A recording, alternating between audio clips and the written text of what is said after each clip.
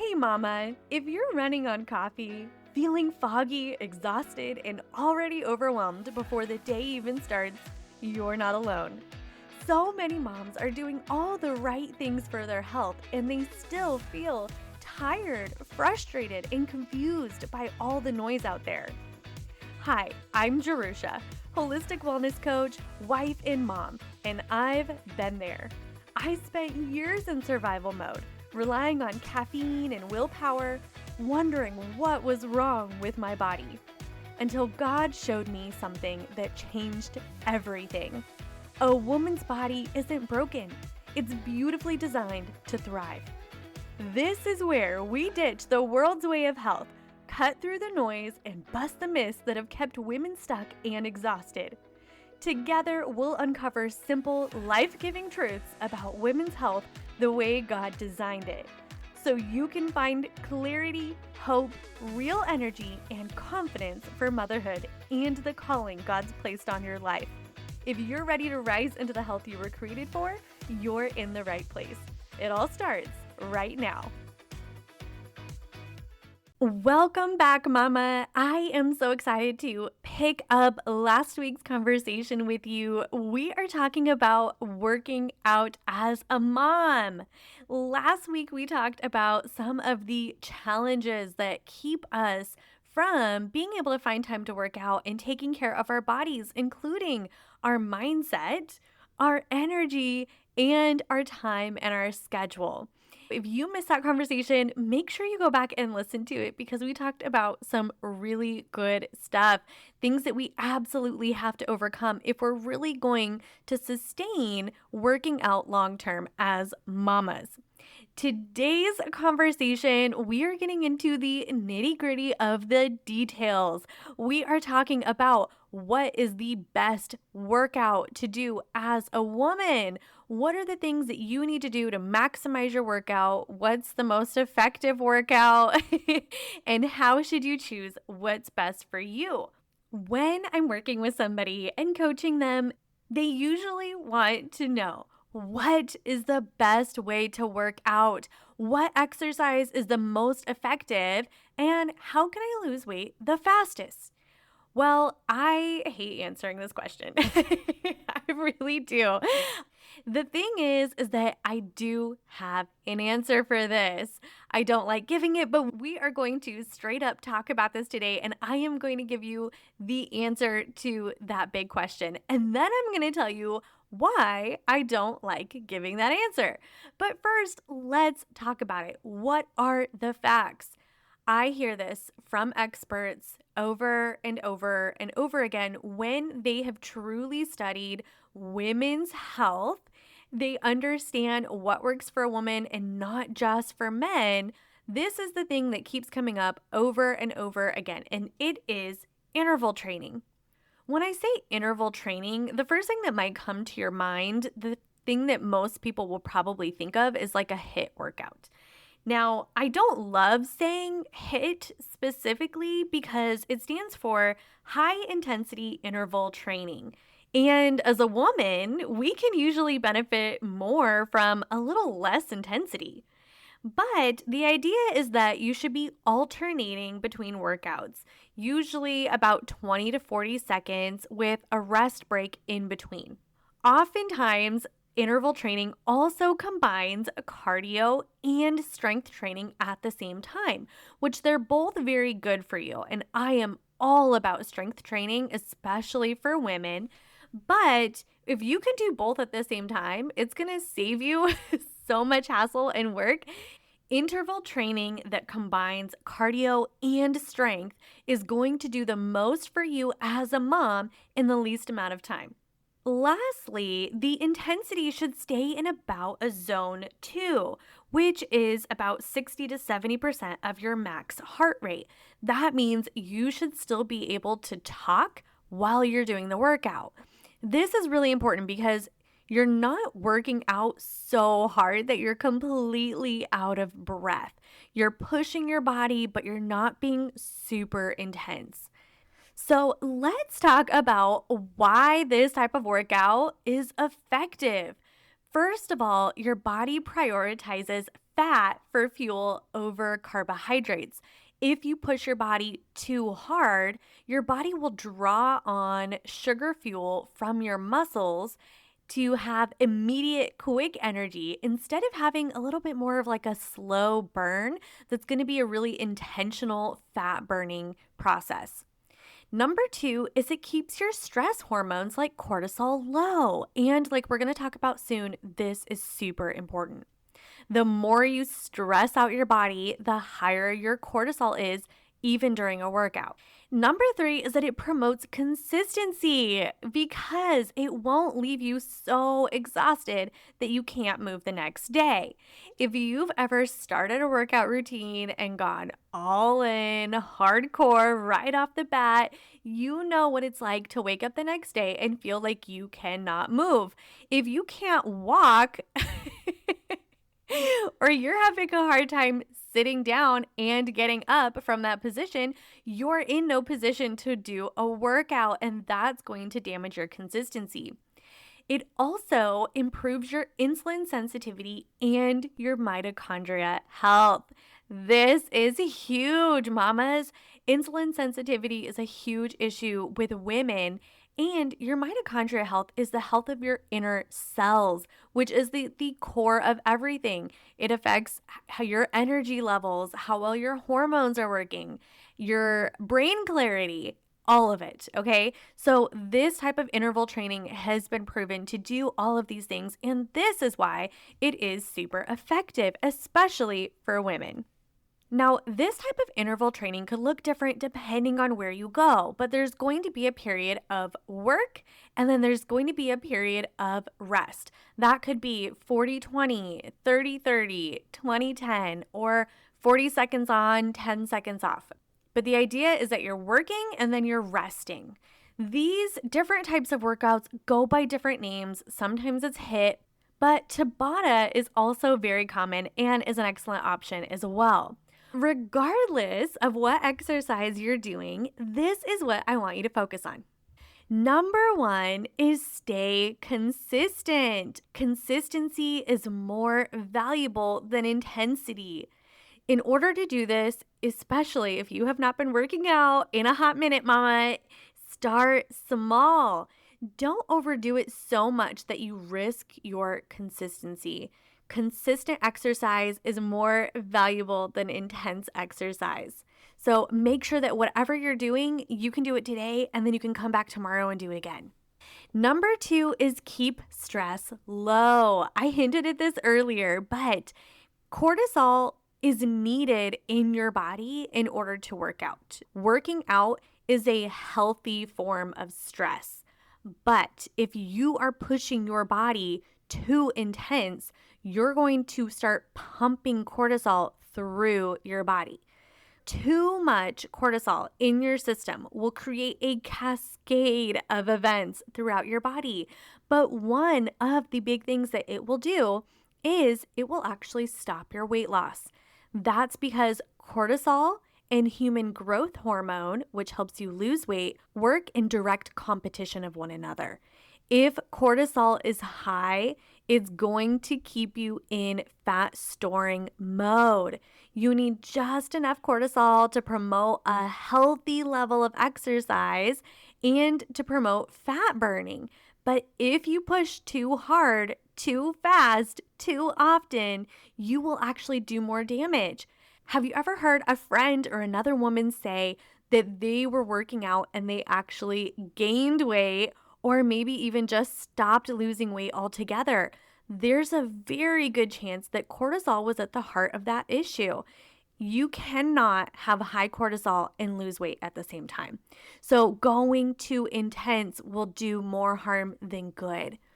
Besides workout intensity, keeping stress low in every area will heal your body, help you burn fat, and reduce inflammation too. Ultimately, cortisol is stealing your energy, mama, and who can afford to do that?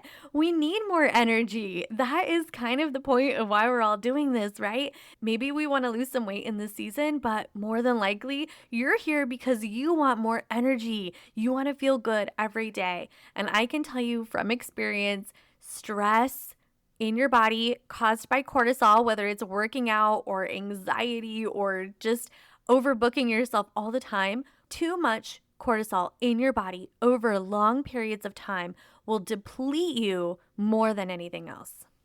So, first, we need to make sure we're staying consistent. We also need to make sure we're keeping stress low. And number three, you need to do what you love. This is why I don't like giving the answer of what's the best workout to do. Because what if you do it and you hate it? What if you hate interval training? Then what good does it do you? If you're miserable with your workout, then you're losing all the benefits, the reduction of stress and anxiety, and that serotonin boost that helps you feel your best. If you hate your workout, your cortisol will be up. You'll struggle with consistency. You'll have more anxiety instead of less, and eventually you'll give up. So, who cares what the best practice is?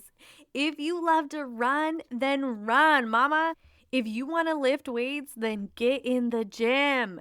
If you want to do yoga or Pilates, then do it. If you start by walking around your neighborhood, wonderful. You're not moving your body the wrong way, okay? Moving your body is always good for you. Don't let somebody put you in a box because I don't believe that God put us in boxes. I think He made us wildly and beautifully diverse, and we're all going to have different ways that we enjoy moving our body. The point is not that you're doing the right thing. The point is that you choose to wake up, move your body, steward your health, and honor God with the way that you live and show up day to day. So do what you love. That's why I don't love answering that question.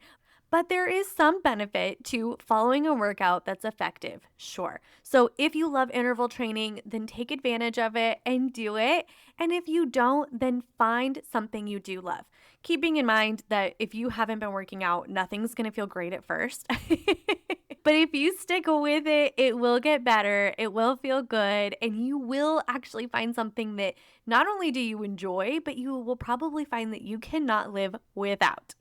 Now, I do have some bonus advice that I feel like is just really solid wisdom for women's health. And the first point I want to talk about is core strength. All women, and especially moms, can benefit from building their core strength. Sometimes as women, we see how strong our bodies are, like through childbirth or just really hard seasons, that we tend to take our body's strength for granted. And maybe we even assume we're stronger than we are. This can leave you feeling heavy and weighted in your body, even if you're not struggling with your weight. If you have been one of those women that have struggled with back pain, hello, that's me. I want you to know your core strength is to blame. When I first started working out for the first time in forever, I started with my core. And that was because I knew that no matter what I did, if I didn't have a strong core, then I would have back pain that stopped my progress. It didn't matter if I was going to go running or if I was going to be jumping around doing interval training or if I was just walking around the block. Anything was going to make my back hurt because I had issues. In fact, I was going to the chiropractor at one point and spending hundreds of dollars a month on a chiropractor bill that I felt was so necessary. And when I started to work out my core, I thought, wow, I've been using hundreds of dollars in our monthly budget in order for me to feel better. And all I needed to do was be disciplined and strengthen my core at home. That was what I was missing. Don't get me wrong, I still love the chiropractor, and sometimes I feel like they are good and even necessary, but this had become like a monthly bill for us. And I realized that if I just took care of my body, I wouldn't need to do that all the time. So the way I started was I started small, super, super small, totally unimpressive, but I did it in a way that I could be consistent in the face of not only being weak, but being pretty unmotivated too. My first and only goal when I got back into working out was one 10-minute workout every day. It was to build my core.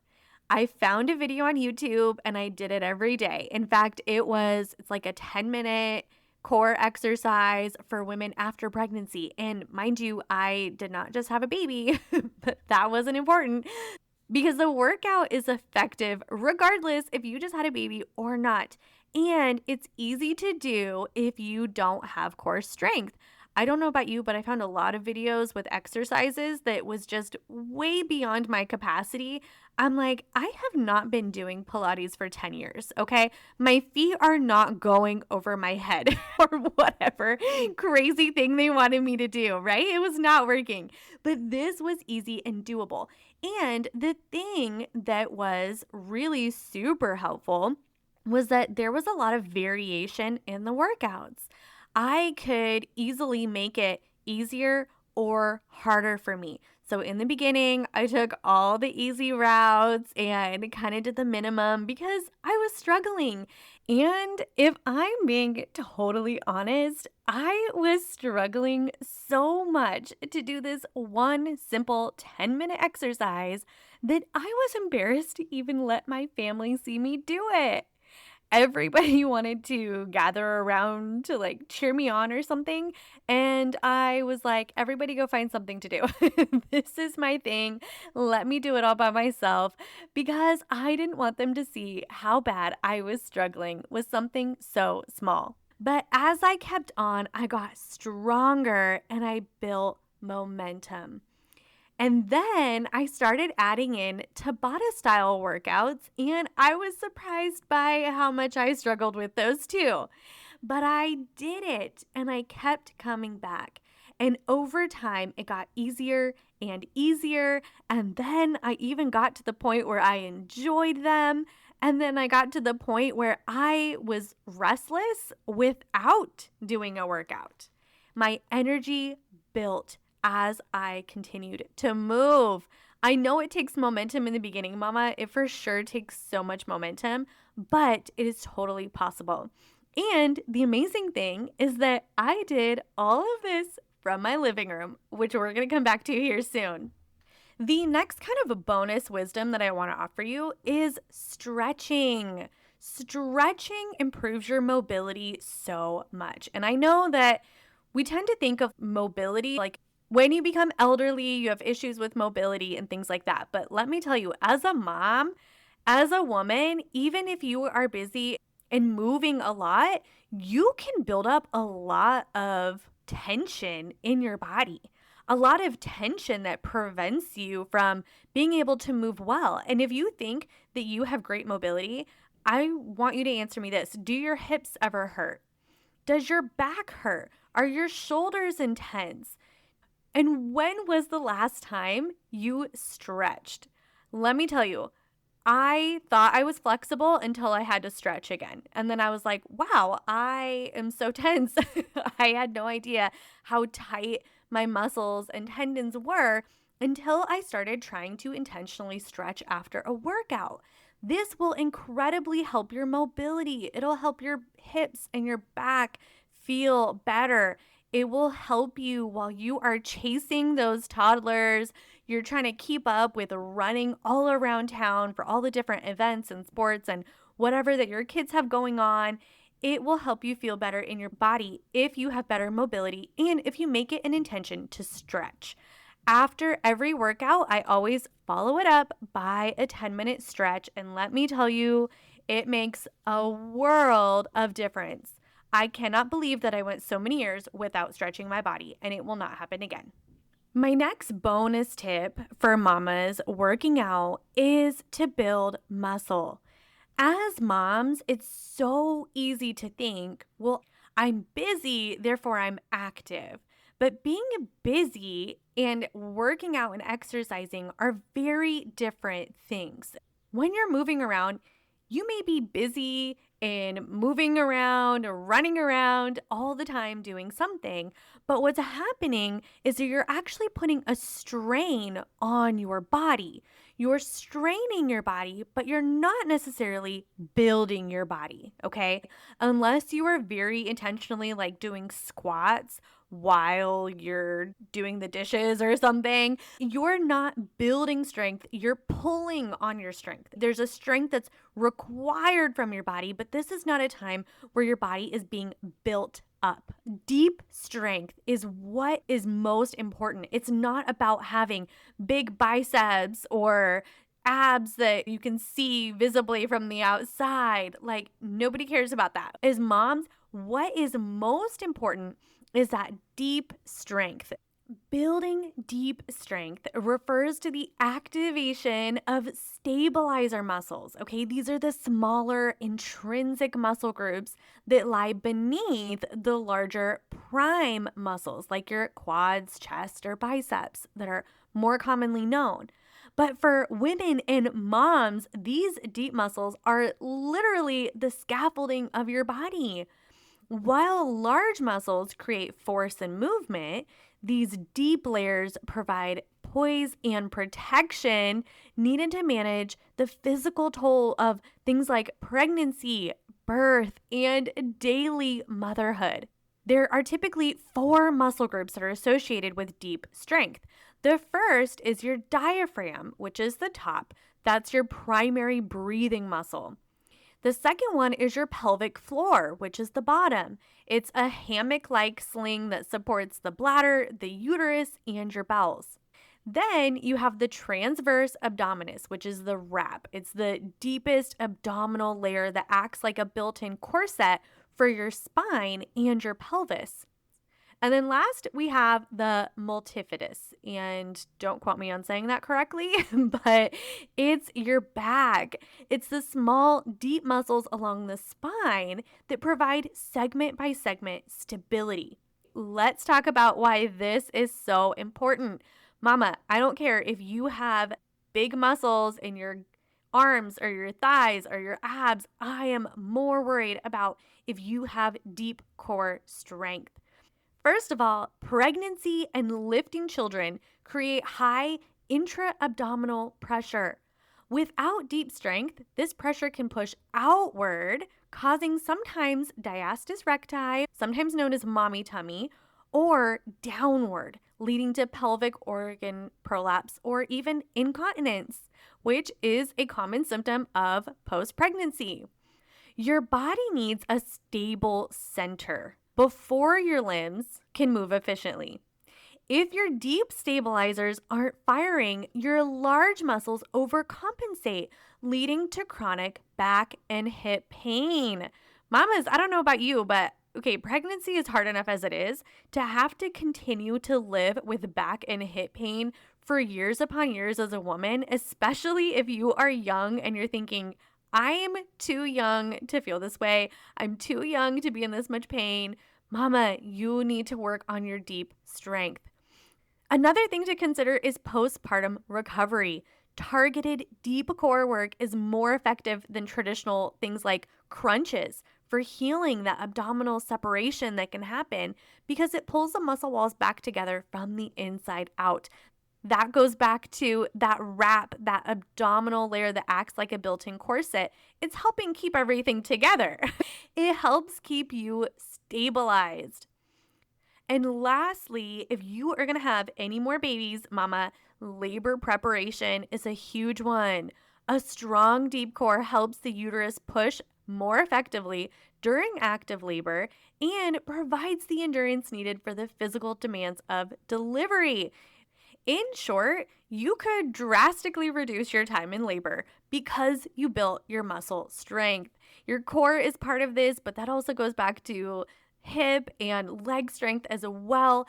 Being strong can help you be your best and live your best as a mom. The large muscle groups usually get the most attention because they're a little more obvious. But deep strength requires slow, intentional movements and breath work to activate those. But they are the unsung heroes of your strength. They will allow you to sneeze without leaking, lift a toddler without throwing out your back, and maintain better posture while you're exhausted. So, building that deep strength and knowing that just because I'm active, just because I'm busy and I'm running around all the time, does not mean that I'm building strength. It's time to stop putting such a high demand on requiring strength from your body and actually move into the intentionality of working out so that you can build inner strength for your body. So when you need to call on that strength, especially for things like pregnancy or picking up your toddlers or toting around that super heavy car seat, that you are ready for it, mama. You are ready and strong for the job. Now I have two more bonus tips. I'm going to make these quick. Number one is to work out with your hormones. I mentioned this a couple weeks ago, but as a woman, you will not run at 120% all the time. There are going to be times of the month where you are ready to go into high gear and do a super intense workout and you're here for it. You're ready for it. Maybe you even need it. But as the month moves on and as your hormones shift, you'll find yourself in a place where you don't always want to push so hard. And that's okay. Listen to your body to understand where you're at with a workout. If you can push, push. But there are times of the month where not only will you have more energy, but you'll also have more capacity for cortisol. There are times of the month when your estrogen is high, you'll have more energy, you will be ready to be more intense, and your body is not so sensitive to higher cortisol. Now, high cortisol all the time is still not good for you. It's still going to cause problems. But in the sense of a workout, if you are trying to get to that healthy level of cortisol in a workout, your body can handle that more when estrogen is high because they don't compete with one another.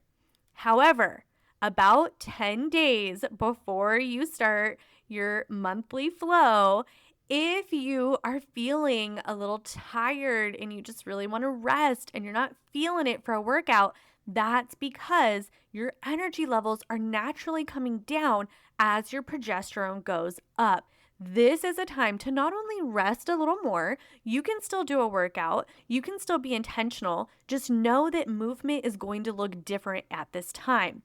You might also start to get to the point where you experience PMS symptoms, and if your chest is feeling sensitive and sore, or any other part of your body, you're not going to want to jump around or go for a run or do something super intense because your body is saying, no, it's time to chill out right now. And that's okay. Don't fight your body. In fact, this is where many women actually give up their workout routine is when they hit their period because they don't feel good. And so then they stop, they lose momentum, they lose consistency, and then it's even harder to get back into it afterward. Know that working out around this time is going to look different. You might just want to go for long walks instead. Or you may want to switch from doing like Tabata. Now you're going to do yoga for a little bit. Whatever that looks like, just understand that your body is going to change. You don't have to be super intense all of the time. Listen to your body and your hormones to understand what's working for you throughout the month. Last but not least, this is probably one of my favorite tips, and that is to work out while you're fasting. If you at all have the capacity to work out in the morning because you've already been fasting overnight, fasting has so many benefits for your body. And even if you're doing slow and small intermittent fasting, that's totally okay. If you're eating breakfast by, let's say, even 9 or 10 in the morning, if you can squeeze in a workout before that, it's going to intensify all your efforts. And I know that there's a lot of debate on should I eat before a workout or should I eat after a workout? Well, I will tell you this, okay? This is what I do know. Working out requires energy from you. So if you just ate a meal, that is the energy that your body is going to burn, is the meal you just ate. But if you are fasting, and you're not so hungry that you're going to starve yourself and pass out, If you can work out in that fasting window in a healthy and productive way, guess what? Your body is going to require energy for that workout. And if you're working out at like a 60 to 70% of your heart rate, you're not being so super intense, your body is going to go into that fat burning mode. It's going to tap into the reserves of energy that you already have in your body, which is fat burning. If you don't give your body fuel and then you go work out, guess what? It will burn the fat faster. And then save the meal for after your workout. Working out in a fasted state is good for you on so many different levels. It's going to help you burn fat. It's also just going to help you feel amazing. You'll kind of get a brain high, like this kind of like brain buzz that just makes you feel really light and clear. It's also going to be amazing for detoxing because in a fasting state, your body will naturally start pulling toxins out, cleaning out your cells and renewing itself. And then moving your body helps you move those toxins out of your body through your lymphatic system, which needs stimulation to flush out those toxins. So it's going to do all kinds of incredible things for you. But if you want to lose weight, I highly recommend making this a priority. Start slow and small with your intermittent fasting, but if you at all have the capacity for it, get up and work out before you eat your first meal. Okay, Mama, we have talked about a lot today. I know I told you in the last episode that I had so many notes to cover. And if I'm being honest, we're not quite done. I have one more topic to talk about that we have not covered yet when it comes to the challenges of working out as a mom. And that is money and childcare. What do we do about working out at the gym? Sometimes it can be really hard. Sometimes it feels impossible. Sometimes it doesn't fit in the budget. So what do we do? Well, I have an answer for you, Mama. It's called working out from home. I know half of you are going to love me for saying that, and the other half of you are going to hate me for saying it, but I want to change your mind. I want to help you feel confident and prepared to steward your health from your living room and to overcome the issues of both money and childcare so that you can remove the barriers standing in between you and an awesome workout, Mama. We are going to come back next week to talk about working out from home. So join me for that conversation and then come back the following week because we are going to be talking about something amazing. We're going to talk about our metabolism and how to heal our metabolism. It's going to blow your mind. It's going to be totally different than what you expect, but I promise it'll be great. So make sure you come back next week and tune in for that conversation. Until next time, be blessed, Mama. Mama, my prayer is that today's episode reminded you that your health matters to God and that caring for your body is part of living out who He created you to be. When we place our hope in Him and lean into His design for women's health, we don't just feel better. We stop guessing, stop striving, and begin moving forward with confidence and purpose. We're not chasing perfection here. We're learning how to live well with wisdom and grace in the bodies God gave us. As you grow in that understanding, you grow in confidence to live in the fullness of who you were created to be. If this conversation left you feeling encouraged and supported in your health, I'd love for you to leave a rating and review. We're not talking about health the way the world does, and your voice helps build this mission of empowering women to steward their health with faith, confidence, and truth. Make sure you're subscribed so we can keep walking this journey together. You're not in this alone. And keep going, Mama. Every small step you take today is leading you toward the healthier, more vibrant life God created you for. I'm cheering you on.